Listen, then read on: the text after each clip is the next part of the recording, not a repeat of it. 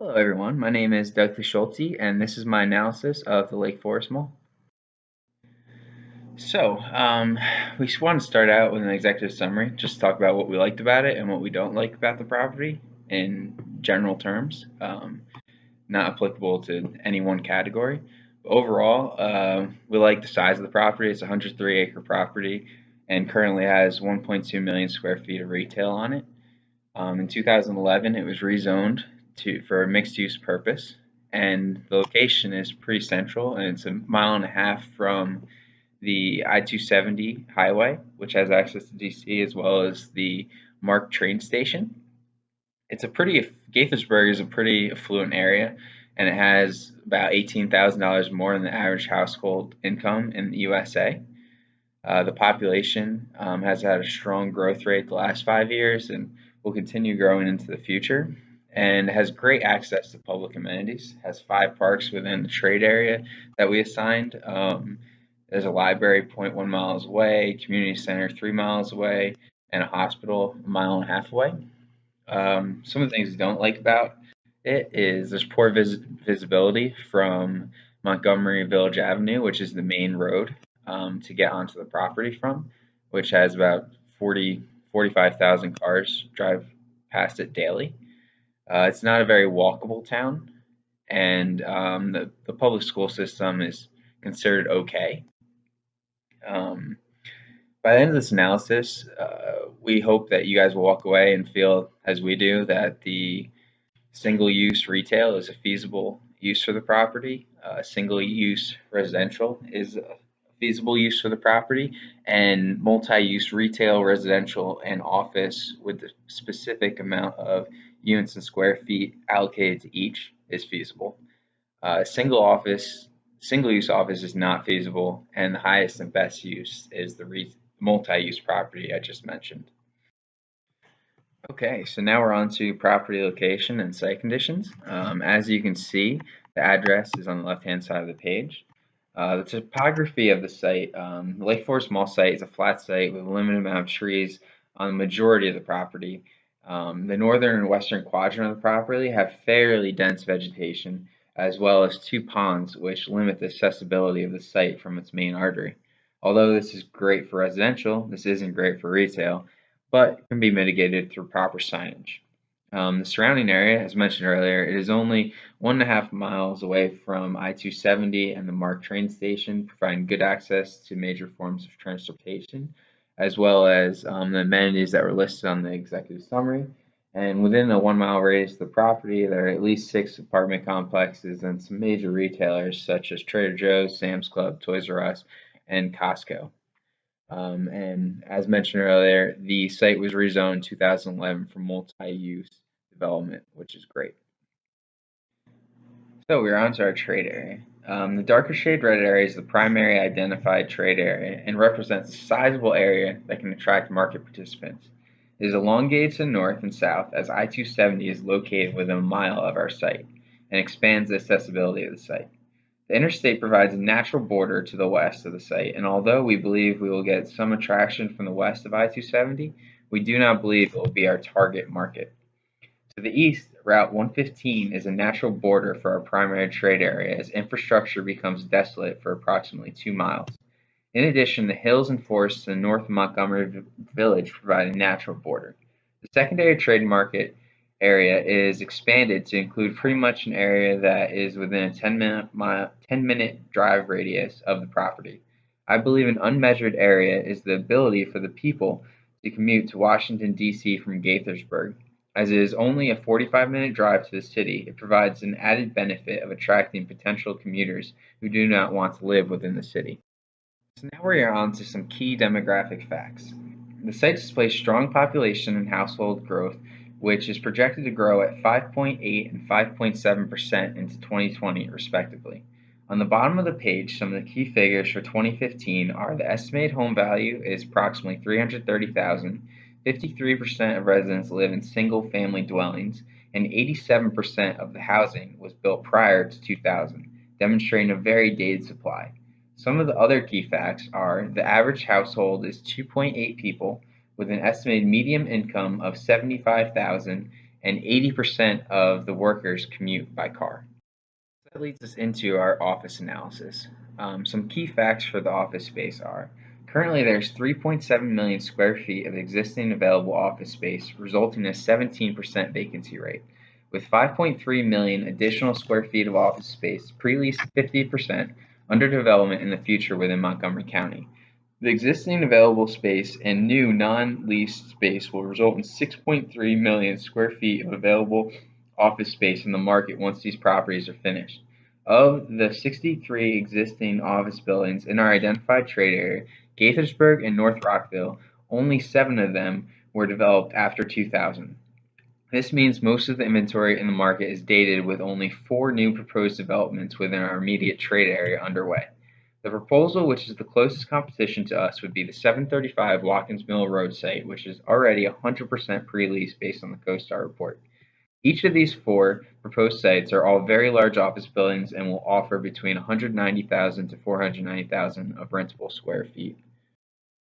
So, so what does all this mean for the office space? The graph on the right demonstrates an analysis of the future office supply and demand. Basically, currently there is 3.2 million square feet of office space available, 5.3 million square feet of new office inventory under construction, and assuming 75% of the 39,000 new jobs by 2024 require office space, a remainder of 3.2 million square feet of office space will be in the inventory. This isn't taking into account the future trends of a reduced amount of square footage per employee or the telecommuting trend resulting in employees working from home, which will adversely affect the office vacancy rate. Nor does it include any other new developments between 2015 and 2024, which seems highly unlikely. As such, I believe the market is oversaturated and a single use office site is not feasible. Okay, so now we are on to population growth.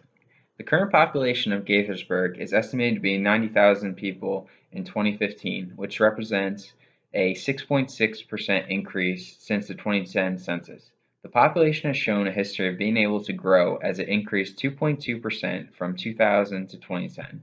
It is estimated to continue this trend as the population is expected to grow another 5.8% from 2015 to 2010, resulting in a 6.2% household growth and the estimated growth for 2015 to 2020 being 5.7%.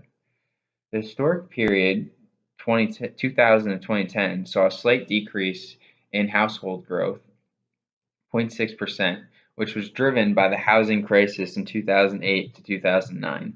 This was most likely due to an increased number of young adults moving back into their childhood homes rather than having a place of their own. Okay, so now we are on to residential analysis, population, occupation, and income breakdown. The estimated median and mean average age is 36 years old within Gaithersburg. The majority of the population is between the ages of 21 and 65, totaling approximately 62%. The market is preparing for a large influx of millennials as the current number of people within the age range of 25 to 34 is 16%, while the number of people within the age range of 15 to 24 is 11%. There could be a large influx of empty nesters as well within the area over the next 10 years, as the amount of people between the ages of 45 to 64 makes up 25% of the population and covers the age range when most children start to move out of the house. This influx of empty nesters could lead to these members of society to downsizing from their current living situations and wanting to move into locations which have close access to retail and restaurants. The table on the bottom demonstrates the number of households within a specific income range with a median household income of approximately 75,000 compared to the United States average in 2015 of approximately 56,000 based on the US Census Bureau. This demonstrates Gaithersburg has above average income levels and can support higher rents. Okay, so now we're on to the residential analysis of vacancy and rent per square foot of properties in our immediate trade area. So the key takeaways from this slide is that the current vacancy rate is very low within our comparable properties, as well as the higher or the smaller the unit, the higher asking rent per square foot within the area. And then the last takeaway is the largest supply of apartments is two-bedroom apartments, which is in line with expectations as the average household is 2.8 people. Okay, so what we have here to go along with the previous page is a table that was set up with the 10 properties that were marked on the map. Within this table are key figures for each of the properties. And the key takeaway for me, there's two key takeaways for me from this table.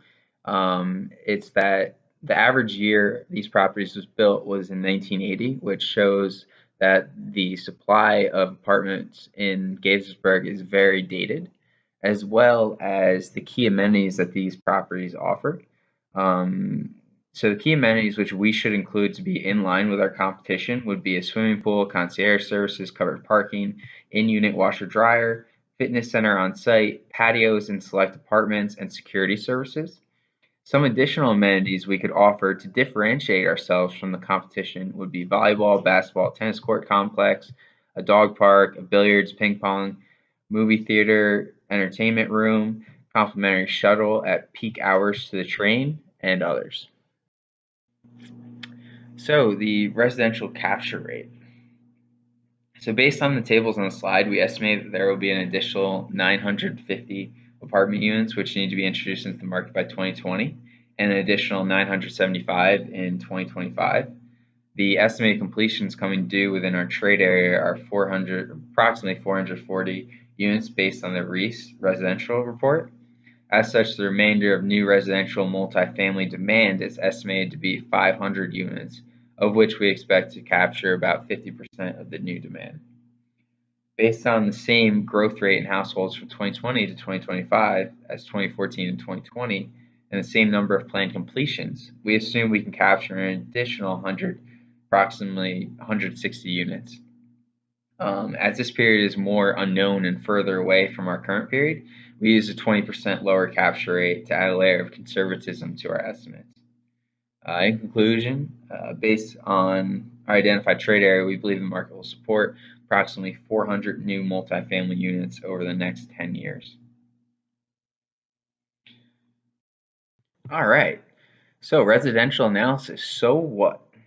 Based on the 400 unit estimated demand, I would propose the following split of developed units: 25 studio apartments at 450 square feet per unit with starting rents of $1,200, 125 one-bedroom apartments at 800 square feet per unit with starting rents of $1,450, 200 two-bedroom apartments at 1,000 square feet per unit with starting rents of $1,600, and 53 bedroom apartments at 1,200 square feet per unit with starting rents of $1,850. The majority of the units should consist of two-bedroom apartments due to the average household within the area consisting of 2.8 people. The second largest amount of units we propose developing would be one-bedroom apartments due to the higher rent per square foot we can charge compared to two and three-bedroom apartments. In addition to the higher rents, we believe demand will be driven through younger millennials and potential empty nesters, which make up 40% of the population. The three-bedroom units and studio apartments will round out the offering, making the apartment complex one which can satisfy all clientele. The studio apartments specifically will have the ability to drive very high rents per square foot, and we would be one of the only two apartment complexes in the area to offer studio apartments. Overall, we recommend that residential on a single-use basis is definitely feasible. All right, so now we move on to our retail analysis. So this page kicks off a retail analysis. It's a income breakdown and a consumer expenditure type breakdown. The key takeaway from this page is the median income is $74,000, which is $18,000 more than the U.S. average, as well as 50% of the expenditures within the area come from working folks, whereas the other 50% come from people not in the labor force. Awesome. So now we move on to new proposed development within 3 and 5 miles, which was obtained from the Montgomery Planning Board. On the left, you can see that within a 3 mile radius, there's not much proposed development, and this is pretty much our primary trade area. There's only 6 new developments proposed.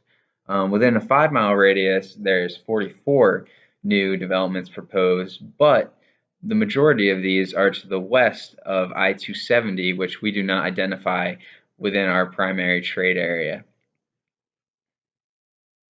So now we go on to supportable retail within the market.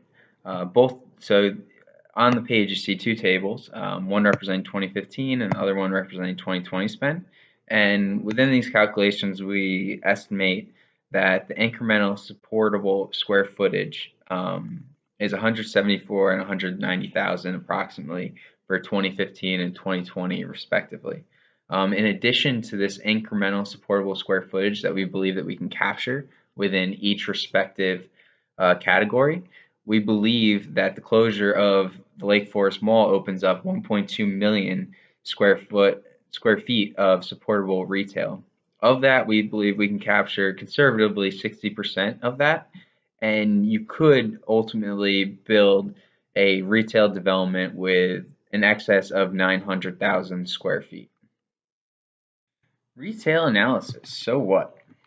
As mentioned earlier, we believe that the site can support over 900,000 square feet of retail development. Although we believe the site can currently support this, we only recommend developing approximately 500,000 square feet maximum. This is due to the trend away from large department anchors within shopping centers. We believe this trend will continue and only recommend having one of these anchor tenants within the development. We believe the rest of the 500,000 square feet should be allocated in line with the breakdown of the 934,000 square feet and is shown in the table above. All right, so last but not least, we're on to mixed use. So we recommend a mixed use site with residential, retail, and office components with the following breakdown. In residential, we believe the multi-use site should feature the full 400 units proposed within the residential section previously. The site will not be able to support all of the amenities laid out within the residential section, specifically the larger square footage items. For example, a volleyball, tennis, basketball court, pool, and dog park may all need to be reevaluated for feasibility based on the space. Within retail, we believe the multi-use site should feature a reduced amount of retail to 300,000 square feet compared to the full 950,000 square feet possible based on demand. With the other uses present on the site, we believe the NG&S and GAFO categories will need to be reduced the most from their original estimates, while the F&B decreases slightly. As documented earlier, the NG&S category is the most competitive within the trade area, and we believe only 50 to 60,000 square feet should be allocated to this category within a multi-use development. We believe the GAFO category should have one large anchor tenant and the rest of the stores comprised of smaller boutique stores with which customers have a more personalized feel. We recommend the anchor tenant have approximately 25 to 40,000 square feet and the boutique stores approximately 160 to 175,000 square feet. With the office and residential space within the units, we believe the F&B segment will get the greatest benefit from multi-use designation as the amount of people on the premise daily throughout all parts of the day is significantly higher. As such, we believe the F&B segment should have a 65 to 90,000 square feet of space allocated to it. This category was already underrepresented within the trade area, the primary and secondary trade area, and with the additional households and office workers attracted to the area, only increases the demand for this retail segment. Within the office space, we believe the multi-use site should feature a 2 to 3 story, 150,000 square foot office building on the site. Although the office segment has high vacancy rates of 17% within the area and the projected absorption going into the future is negative compared to new and existing availabilities, we believe the market will support this. The development of a multi-use office building within our trade area will be the first of its kind as the trend towards urbanism and employers moving into leases into smaller spaces continues. Our office building will be the only one of its kind which satisfies this trend. A perfect example of this was when Bank of America committed to switch its current office building from a park to a new multi-use location in White Flint because it wanted to attract the best possible employees. Regarding the potential timing for each one of these segments, The timing of the multi-use development is critical, as developing the wrong category first could lead to the project's demise. We recommend developing the retail component of the property first, followed by the residential, and lastly the office segment. The retail segment has the greatest ability to attract tenants immediately and start to get a positive buzz about the development started. Once the retail is complete, the residential should begin development next, as the added foot traffic and buzz around the new retail development will enable the desire for tenants to want to live closer to the action. Lastly, the office segment will be developed as it is the one which depends most heavily on the multi-use aspect for feasibility. And that brings us to our conclusion. So, in conclusion, single-use retail, single-use residential, multi-use retail, residential, and office are all feasible uses for the property. Single-use office is not feasible on its own, and the highest and best use would be a multi-use retail, residential, and office property in the breakdown that was just previously disclosed on the last page. Well, thanks for listening to my presentation, and I hope everyone has a happy holiday.